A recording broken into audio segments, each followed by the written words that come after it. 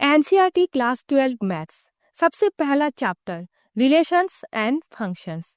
तो सबसे पहले हम लोग देख लेते हैं बुक पर क्या बताया गया है।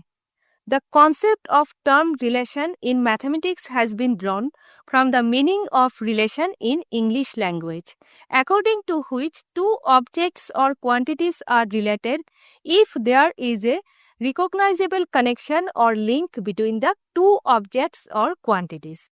यहाँ पर बताया गया है मैथ्स में रिलेशन टर्म का जो कॉन्सेप्ट है वो कॉन्सेप्ट इंग्लिश लैंग्वेज में रिलेशन वर्ड का जो मीनिंग है वहाँ से लिया गया है।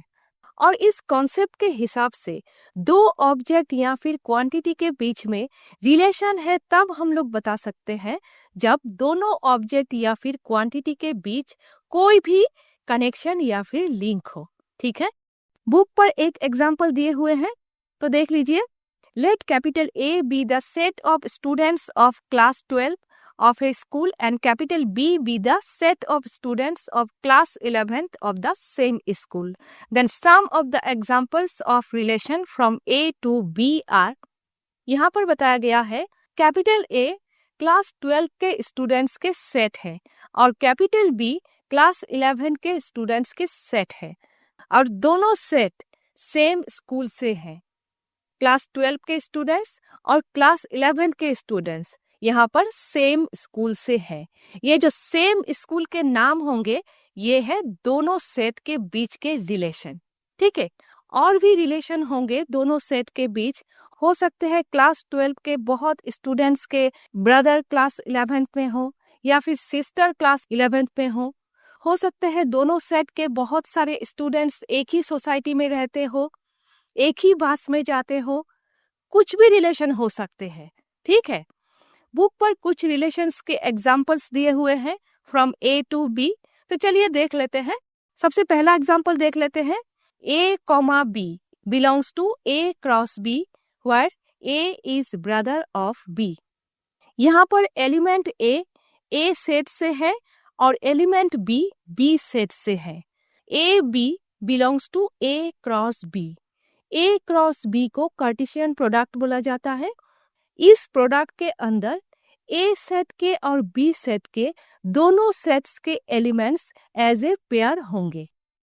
ये एक पेयर है ए और बी और कंडीशन है A is brother of B. A B के ब्रदर है।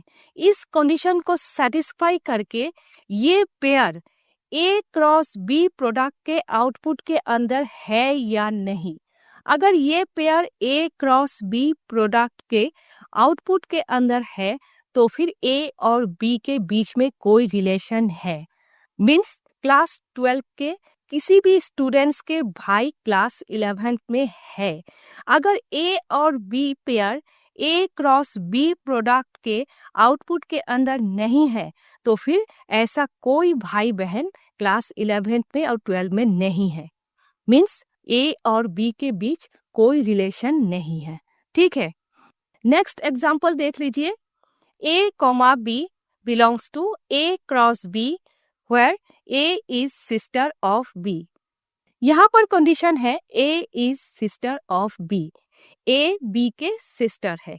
इस कंडीशन को सेटिस्फाई करके ये ए बी के पेयर अगर ए क्रॉस बी प्रोडक्ट के आउटपुट के अंदर है तो फिर ए और बी के बीच कोई रिलेशन है। तो A comma B belongs to A cross B होंगे।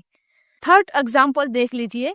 ए comma B A B belongs to A cross B. Age of A is greater than age of B. यहाँ पर ए बी के जो पेयर है वहां पर ए बी से एज पर बड़े है। बोलने के लिए क्लास 12 के सारे स्टूडेंट्स ही क्लास 11 के स्टूडेंट्स से एज में बड़े ही होंगे। ठीक है ना, तो ए और बी के बीच रिलेशन हो गए। तो ए कॉमा बी ये पेयर अगर ए क्रॉस बी प्रोडक्ट के आउटपुट के अंदर है तो फिर A comma B belongs to A cross B है। ठीक है, बाकी सारे एग्जाम्पल्स सेम है, इसी तरह से है।